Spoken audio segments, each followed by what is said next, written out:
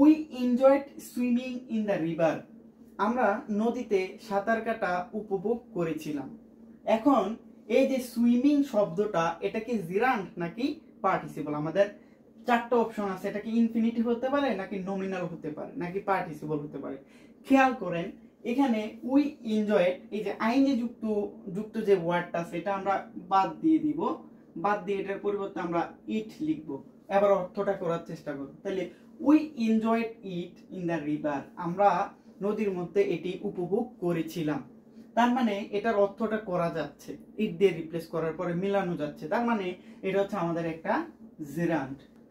আসসালামু আলাইকুম, সকলকে স্বাগতম জানাচ্ছি আমার চ্যানেল মোহাম্মদ রাফেলে। সকলে কেমন আছেন? আশা করি আল্লাহর অশেষ রহমতে সকলেই ভালো আছেন।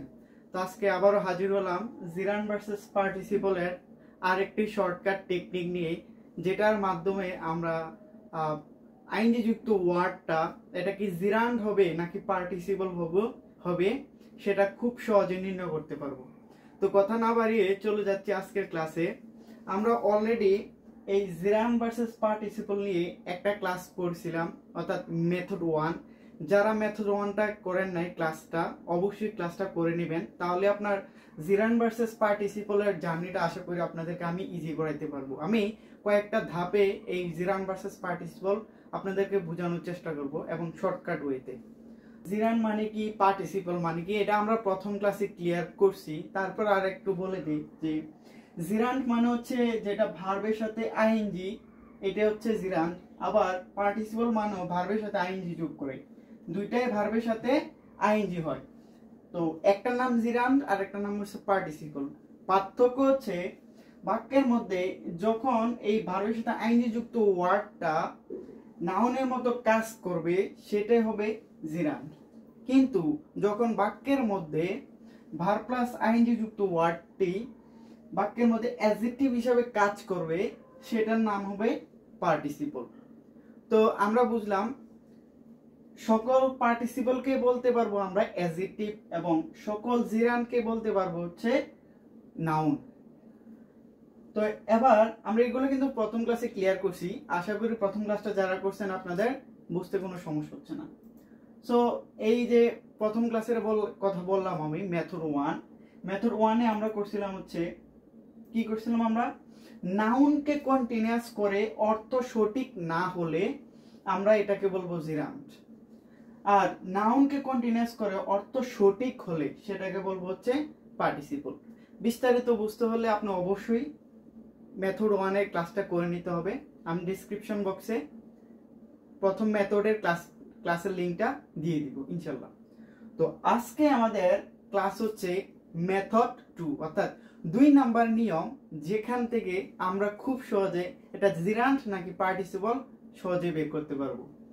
তো মেথড 2-তে খুবই সহজভাবে আমি লিখে রাখছি, সেটা হচ্ছে যে সাবজেক্ট কিংবা অবজেক্ট অবস্থানে যদি আইএনজি যুক্ত ওয়ার্ড থাকে তাহলে প্রথমত আপনাকে জানতে হবে সাবজেক্ট এবং অবজেক্ট অবস্থানে নরমালি আপনি অনেক নিয়ম পড়ছেন, জানেন ইতিমধ্যে হয়তো।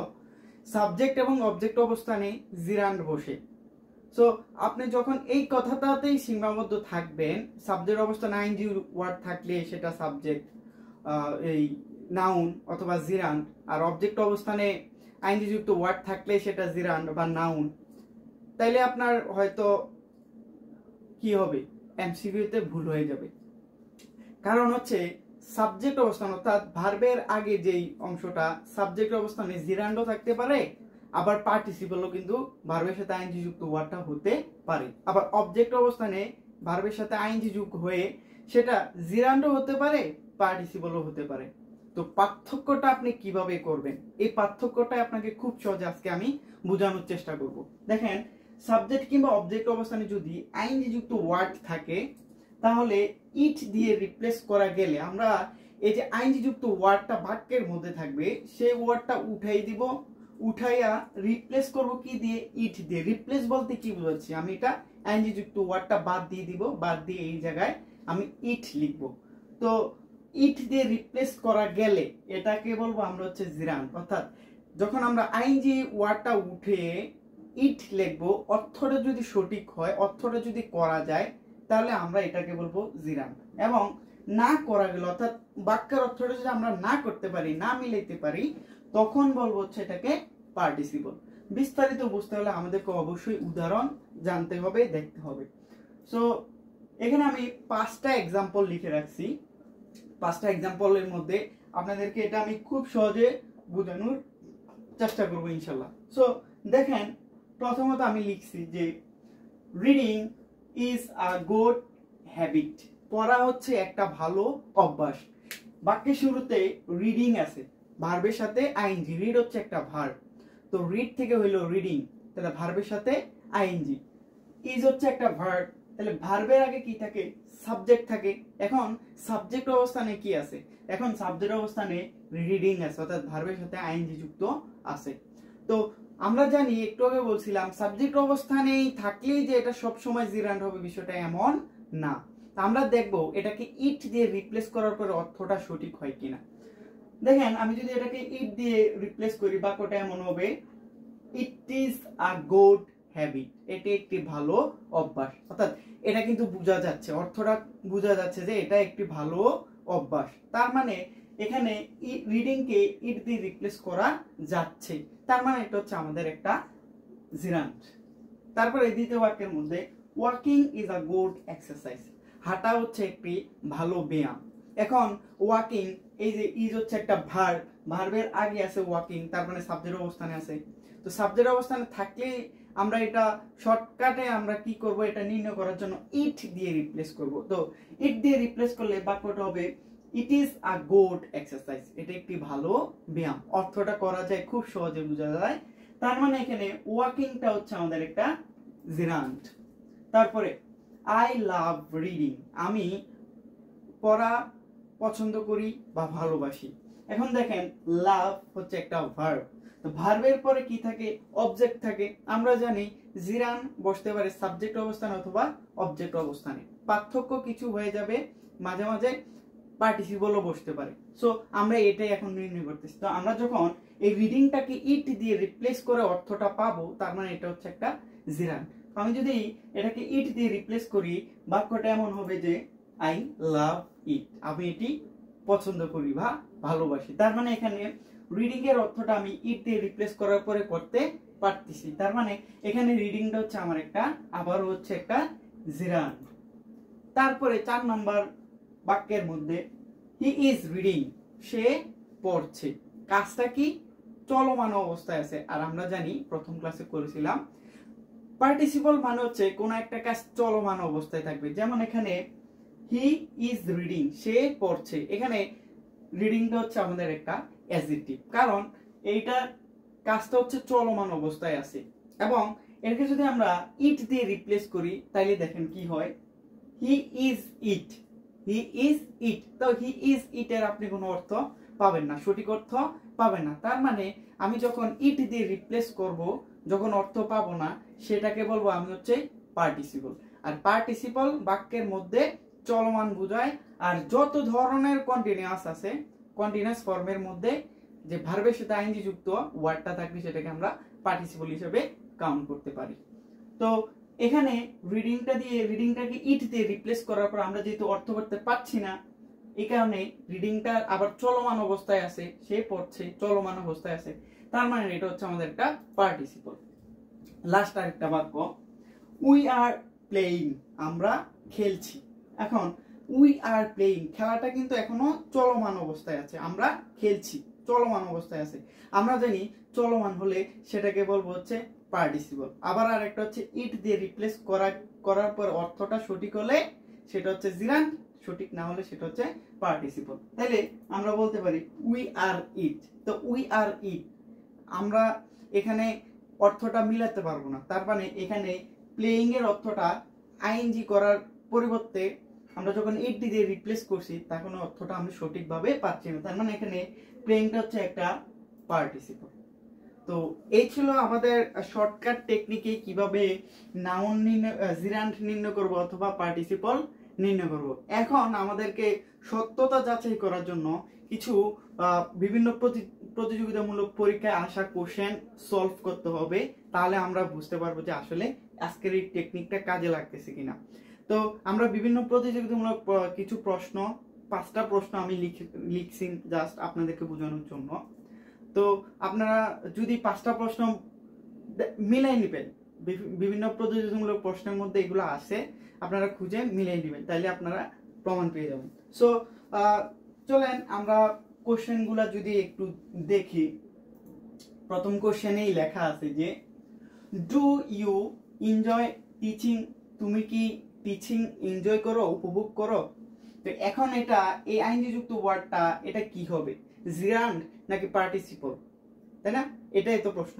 তাইলে এই যে টিচিং, চলেন আমরা এটাকে টিচিংটাকে রিপ্লেস করি, অর্থাৎ এই টিচিংটা বাদ দিয়ে দিই, বাদ দিয়ে আমরা একটা ইট লিখি।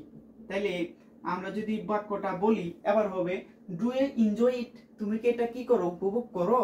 তার মানে আমরা এটার অর্থটা বুঝতে পারতেছি। তো আমরা জানি ইট দিয়ে রিপ্লেস করার পরে যদি অর্থটা বোঝা যায় সেটার নাম হচ্ছে একটা জিরান্ড। তাহলে আমাদের উত্তরটা হবে এখন জিরান্ড। তারপরে 2 নাম্বার বাক্যের মধ্যে যদি আমরা দেখি, এখানে বলা আছে যে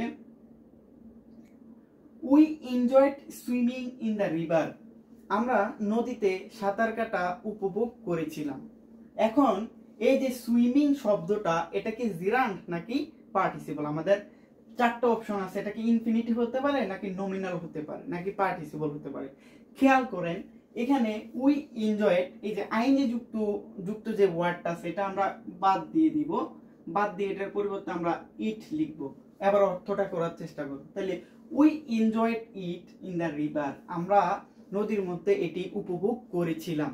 তার মানে এটার অর্থটা করা যাচ্ছে, ইট দিয়ে রিপ্লেস করার পরে মিলানো যাচ্ছে, তার মানে এটা হচ্ছে আমাদের একটা জিরান্ড। সো আমরা বলতে পারি অর্থটা এটা হচ্ছে আমাদের জিরান্ড। 3 নাম্বার এক্সাম্পলের মধ্যে আমরা যদি যাই, 3 নাম্বার এক্সাম্পলে লেখা আছে যে এ সুইমিং স্নেক, মানে কি একটা সাঁতার কাটা সাপ, অর্থাৎ সে সাপটা কি করতেছে, সাঁতার কাটছে। এ সুইমিং স্নেক সাঁতার কাটা অবস্থায় আছে, beat him in the leg, পায়ের মধ্যে তাকে কামড়েছিল। এখন এই যে সুইমিং শব্দটা এটা কি জিরান্ড নাকি পার্টিসিপল নাকি ভার্বাল নাউন নাকি ইনফিনিটিভ? সো এখন আমরা দেখি এটা আসলে জিরান্ড নাকি পার্টিসিপল, এই 4টা অপশন থেকে কোনটা। তা আমরা এখানে ইনফিনিটিভ যদি বলি মানে হচ্ছে টু প্লাস ভার্বের বেস ফর্ম। সো এখানে কিন্তু টু প্লাস ভার্বের বেস ফর্ম কিছু নাই, তার মানে এটাকে আমরা ইনফিনিটিভ বলতে পারবো না। আর হচ্ছে ভার্বাল নাউনও হতে পারে, জিরান্ডও হতে পারে, পার্টিসিপলও হতে পারে। এখন ভার্বাল নাউন কখন বলবো? ভার্বাল নাউন বলতে পারবো দেখেন ভার্ব থেকে যেহেতু আইনে যোগ করে এটা নাউন হয়, জিরান্ড হয় অথবা পার্টিসিপল হয়, এখন আমরা এটাকে ভার্বাল নাউনও বলতে পারবো, আবার ভার্বাল অ্যাডজেক্টিভও বলতে পারবো, কারণ এটার উৎপত্তিটা হয় ভার্ব থেকে। এখন আমরা পসিবিলিটি রাখতে পারি এটাকে ভার্বাল নাউনও বলতে পারবো অথবা জিরান্ডও বলতে পারবো। এখন মূলত এখানে কোন হিসেবে ব্যবহার হয়েছে আমরা একটু যদি দেখি, এ সুইমিং স্নেক, আমরা আইনযুক্ত ওয়ার্ডটাকে ইট দিয়ে রিপ্লেস করি, তাই না? আর অথবা চলমান অবস্থা আছে কিনা সেটা বুঝি আগে। তো আমরা দুইটা টেকনিকে কিন্তু সমাধান করতে পারি। তো আমরা এখন সুইমিং শব্দটাকে বাদ দিয়ে দিব, বাদ দিয়ে এই জায়গায় পরিবর্তে আমরা লিখবো হচ্ছে ইট। তাইলে অর্থটা কি হবে, a it snake bit him in the leg. তাইলে এ ইট স্নেক অর্থটা কিন্তু মেলানো যাচ্ছে না, একটা সঠিক অর্থ পাওয়া যাচ্ছে না, তার মানে ইট সুইমিং শব্দটাকে ইট দিয়ে রিপ্লেস করা যাচ্ছে না। তাহলে এখানে সুইমিংটা হবে আমাদের একটা পার্টিসিপল। আশা করি বুঝতে পারছি। তারপরে হচ্ছে 4 নাম্বার এক্সাম্পল, যে এ রোলিং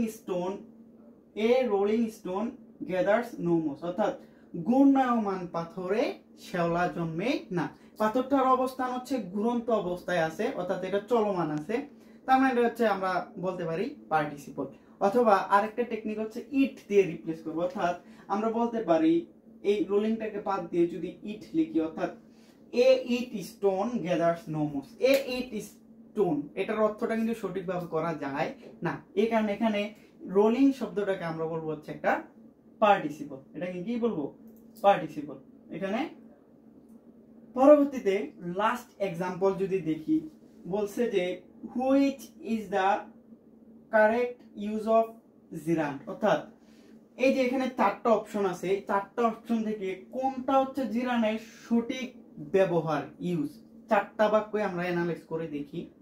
এখানে বলা আছে I saw the girl dancing, আমি মেয়েটিকে দেখেছিলাম যে এখানে কি করতেছিল, নৃত্য করতেছিল অথবা ড্যান্স করতেছিল। তার মানে সে তখন ড্যান্স করা অবস্থায় ছিল, সেটা চলমান। তো আমরা জানি চলমান হইলে সেটা হয় পার্টিসিপল, তার মানে এটা আমাদের জিরান বলা যাবে না। আবার এটাকে আমরা কি করতে পারি, কন্টিনিউয়াস করতে পারি, নাউনটাকে কন্টিনিউয়াস করতে পারি। অর্থাৎ দ্য গার্ল ইজ ড্যান্সিং, যখন এটাকে কন্টিনিউয়াস করা যাবে তখন সেটা কি হবে, আমাদের সেটা হবে হচ্ছে পার্টিসিপল। তারপরে I am dancing on the floor, আমি ফ্লোরের মধ্যে নাচছি, কাজটা কিন্তু আমার চলমান আছে।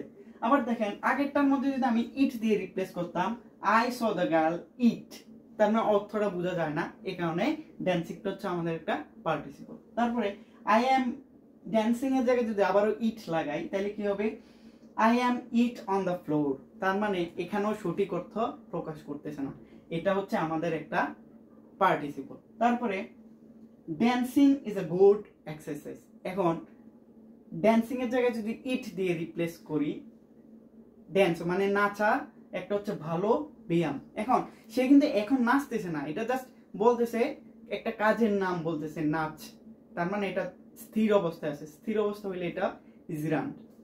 তাহলে আবার যদি আমরা এটা রিপ্লেস করি, অর্থাৎ ড্যান্সিং কেটে আমরা যদি ইট লিখি তাহলে it is a good exercise, এটি একটি ভালো ব্যায়াম। যেহেতু ইট দিয়ে রিপ্লেস করার পরে অর্থটা আমরা বুঝতে পারতেছি, তার মানে এটা হচ্ছে একটা জিরান। তাহলে উত্তরটা হচ্ছে আমাদের জিরান, অপশন সি। লাস্ট অপশনটা আমরা যদি একটু অ্যানালাইজ করি, the girl came here dancing, মেয়েটি এখানে এসেছিল নাচতে নাচতে, অর্থাৎ নাচা অবস্থায় সে আসছে, যেহেতু কাজটা চলমান ছিল তার মানে সেটা হচ্ছে আমাদের একটা পার্টিসিপল। আর যদি ইট দিয়ে রিপ্লেস করি, অর্থাৎ the girl came here it, the girl came here it, তার মানে আমরা এখান থেকে কোনো সঠিক অর্থ পাচ্ছি না, তার মানে এটাকে আমরা কি বলতে পারবো না, এখন এটাকে আমরা এখন জিরান বলতে পারবো না, এটা হচ্ছে আমাদের একটা পার্টিসিপল। তো এখানে আজকে আমাদের ক্লাসটা সমাপ্ত হলো। আপনাদেরকে আমি দুইটা টেকনিক বুঝাইছি, অর্থাৎ জিরান নাকি পার্টিসিপল। যেহেতু আমাদের অনেকগুলা রুলস পড়ে মনে থাকে না, এই কারণে আপনাদেরকে আমি দুইটা রুলস পড়াইছি, দুইটা টেকনিক শিখাইছি আপনাদেরকে, যে টেকনিকগুলো অবলম্বন করলে আপনারা অবশ্যই পরীক্ষার মধ্যে এই জিরান নাকি পার্টিসিপল এটা নির্ণয় করতে ভুল হবে না। সো আপনার কাছে যদি ভিডিওটি ভালো লাগে, টেকনিকটা যদি ভালো লাগে, অবশ্যই এগুলো নোট ডাউন করে রাখবেন।